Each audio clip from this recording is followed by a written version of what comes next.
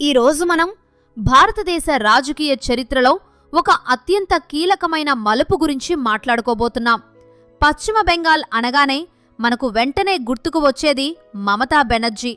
ఆమె నాయకత్వంలోని తృణమూల్ కాంగ్రెస్ గత 15 ఏళ్లుగా ఆ రాష్ట్రంలో సాగుతున్న దీదీ పాలనకు ఈ 2026 అసెంబ్లీ ఎన్నికలు ఒక భారీ షాక్ ఇచ్చాయి. బెంగాల్ చరిత్రలో ఎన్నడూ లేని విధంగా ఒక కొత్త రాజకీయ శకం మొదలై అక్కడ బీజేపీ పార్టీ జెండా ఎగురుతోంది.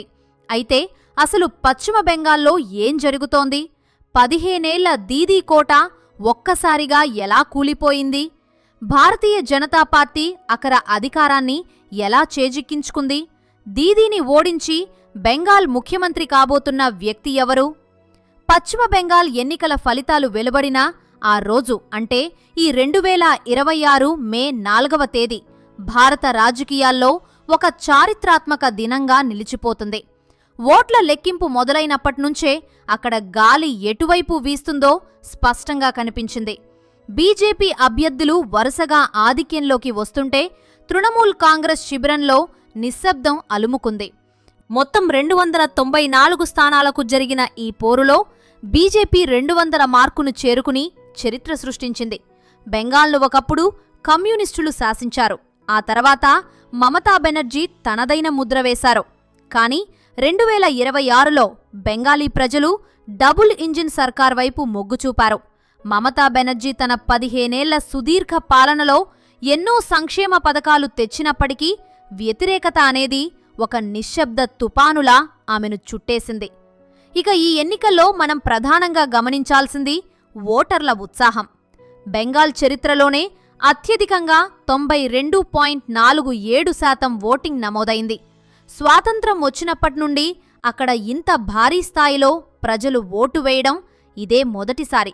అయితే ఈ భారీ ఓటింగ్ వెనక ఒక వివాదాస్పద కారణం కూడా ఉంది. అదే స్పెషల్ ఇంటెన్సివ్ రివిజన్ లేదా ఎస్ఐఆర్.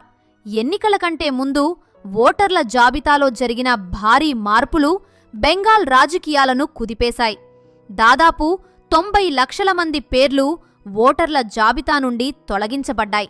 ఇందులో ఎక్కువ మంది ముస్లింలు మరియు బంగ్లాదేశ్ నుండి వచ్చిన శరణార్థులు ఉన్నారని తృణమూల్ ఆరోపించింది. తమ ఓటు హక్కు పోతుందేమోననే భయంతో బయట రాష్ట్రాల్లో పనిచేసే కూలీలు సైతం తమ ఊళ్లకు చేరుకొని ఓటు వేశారు. అయితే ఈ ఎస్ఐఆర్ అంశం బీజేపీకి అనుకూలంగా మారిందని, అక్రమ చొరబాటుదారులను తొలగించే ప్రక్రియగా దీనిని ప్రజలు చూశారని విశ్లేషకులు చెబుతున్నారు. మరోవైపు బెంగాల్ మహిళలు ఈసారి ఎటువైపు ఓటు వేశారనేది చాలా ఆసక్తికరంగా మారింది. మమతా బెనర్జీ ప్రవేశపెట్టిన లక్ష్మీర్ భండార్ వంటి పథకాలు మహిళల్లో ఆమెకు మంచి గుర్తింపు తెచ్చాయి. కానీ కోల్కతాలోని ఆర్జీకర్ మెడికల్ కాలేజ్లో జరిగిన హేయమైన అత్యాచారం మరియు హత్య ఉదంతం రాష్ట్ర మహిళా లోకాన్ని ఆగ్రహానికి గురిచేసింది. మహిళల భద్రత విషయంలో ప్రభుత్వం విఫలమైందనే భావన బలంగా పెరిగింది. ఆ బాధితురాలి తల్లి కూడా ఈ ఎన్నికల్లో బీజేపీ తరపున పోటీ చేయడం ఒక ఎమోషనల్ పాయింట్గా మారింది. అలాగే బీజేపీ తన మేనిఫెస్టోలో మహిళలకు నెలకు 3,000 రూపాయల ఆర్థిక సాయం చేస్తామని వాగ్దానం చేయడం కూడా మహిళా ఓటర్లను ఆకర్షించింది. ఇక్కడ మనం సువేందు అధికారి గురించి ప్రత్యేకంగా చెప్పుకోవాలి. ఒకప్పుడు మమతా బెనర్జీకి అత్యంత సన్నిహితుడుగా ఉండి ఇప్పుడు ఆమెకే ప్రధాన శత్రువుగా మారిన సువేందు ఈ ఎన్నికల్లో బీజేపీకి కీలక వ్యూహకర్తగా నిలిచారు. నందిగ్రామ్ మరియు భవానీపూర్ స్థానాల్లో జరిగిన పోరు అందరి దృష్టిని ఆకర్షించింది. ముఖ్యంగా భవానీపూర్లో మమతా మరియు సువేందు మధ్య జరిగిన పోరు ఒక ఉత్కంఠభరితమైన మ్యాచ్ను తలపించింది. సువేందు తన ప్రసంగాల్లో బెంగాలీ ప్రజలు తమ సంస్కృతిని, భాషను చాలా గౌరవిస్తారు. మమతా బెనర్జీ ఎప్పుడూ బెంగాలీ ప్రైడ్ అనే నినాదంతో బీజేపీని బయటి వ్యక్తులు అని ముద్ర వేయడానికి ప్రయత్నించారు. కానీ ఈసారి బీజేపీ తన వ్యూహాన్ని మార్చుకుంది. వ్యక్తిగత విమర్శల కంటే అభివృద్ధి, నిరుద్యోగం మరియు అవినీతి వంటి అంశాలను ఎక్కువగా ప్రస్తావించింది. రాష్ట్రంలో పెరుగుతున్న నిరుద్యోగం మరియు యువత ఇతర రాష్ట్రాలకు వలస వెళ్లడం వంటి సమస్యలను బీజేపీ ప్రధానంగా హైలైట్ చేసింది. తృణమూల్ సిండికేట్లు మరియు కట్ మనీ వంటి పదాలతో అవినీతిని ఎండగట్టింది. ఇక బీజేపీ విజయం వెనుక ఉన్న అసలు మాస్టర్ మైండ్ అమిత్ షా. ఆయన బెంగాల్ ఎన్నికలను ప్రతి బూత్ స్థాయి వరకు విడగొట్టి వ్యూహాలు రచించారు. బీజేపీ అనుసరించిన పన్నా ప్రముఖ వ్యవస్థ ఓటర్లను నేరుగా చేరుకోవడంలో విజయవంతమైంది. దక్షిణ బెంగాల్లోని కీలక స్థానాలను గెలుచుకోవడానికి బీజేపీ ప్రత్యేక దృష్టి పెట్టింది. మతువా కమ్యూనిటీ ఓట్లను సంపాదించడానికి పౌరసత్వ సవరణ చట్టం అమలు చేస్తామని ఇచ్చిన హామీ కూడా వారికి బాగా కలిసొచ్చింది. అమిత్ షా తన వ్యూహాలతో బెంగాల్లో బీజేపీకి ఒక లాస్ట్ ఫ్రంటియర్గా మార్చారు. ఇక్కడ మనం ఒక ఆసక్తికరమైన విషయాన్ని కూడా గమనించాలి. దక్షిణ భారతదేశం నుండి వచ్చిన ఒక నటుడి రాజకీయ ప్రవేశం బెంగాల్ ఎన్నికల సమయంలో చర్చనీయాంశమైంది. తమిళ నటుడు విజయ్ తన సొంత పార్టీ టీవీకేతో తమిళనాడులో భారీ విజయాన్ని అందుకున్నారు. బెంగాల్ ప్రజలు కూడా ఇలాంటి ఒక కొత్త నాయకత్వాన్ని కోరుకుంటున్నారా అనే చర్చ అక్కడ మొదలైంది.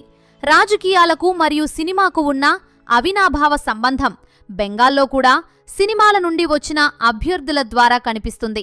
కానీ ఈసారి ప్రజలు గ్లామర్ కంటే గట్టి నాయకత్వానికే ఓటు వేశారు.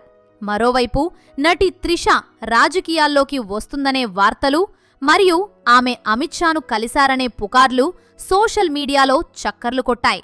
విజయ్ మరియు త్రిష వివాహం చేసుకున్నారంటూ కొన్ని ఏఐ సృష్టించిన ఫోటోలు కూడా వైరల్ అయ్యాయి. అయితే వీటిలో ఎంత నిజముందో పక్కన పెడితే సినిమా స్టార్ల ప్రభావం మన దేశ రాజకీయాల్లో ఎంతగా ఉందో ఇది మరోసారి నిరూపించింది. బెంగాల్లో కూడా చాలామంది సినిమా తారలు పోటీ చేసినా ప్రజలు ఈసారి పార్టీకే పెద్దపీట వేశారు. అయితే మమతా బెనర్జీ ఈ ఓటమిని జీర్ణించుకోలేకపోయారు.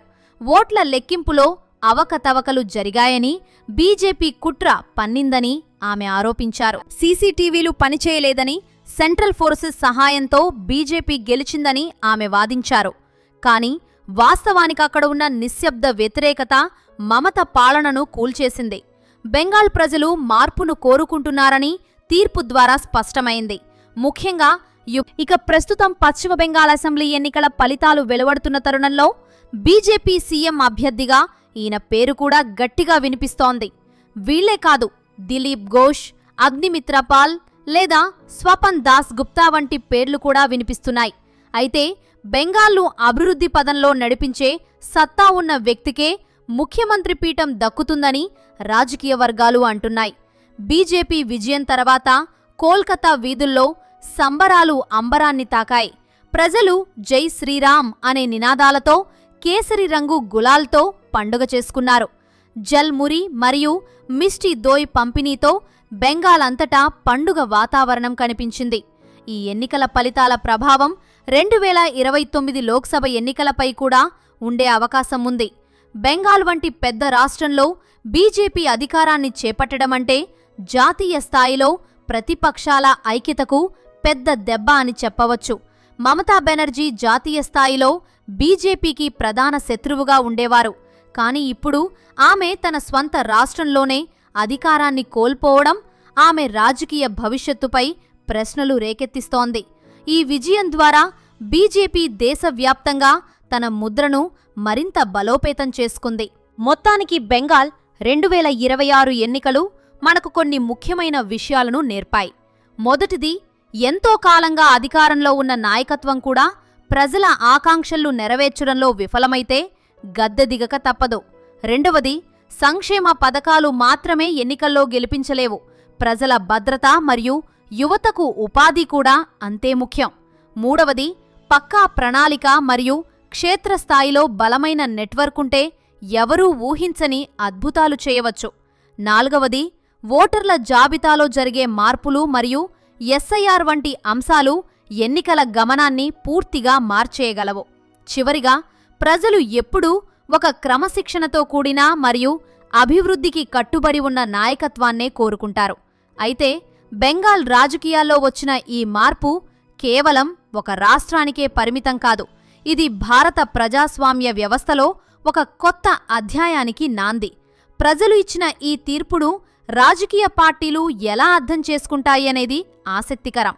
మమతా బెనర్జీ మళ్లీ పుంజుకుంటారా, లేక బీజేపీ అక్కడ తన పట్టును శాశ్వతం చేసుకుంటుందా అనేది కాలమే నిర్ణయించాలి.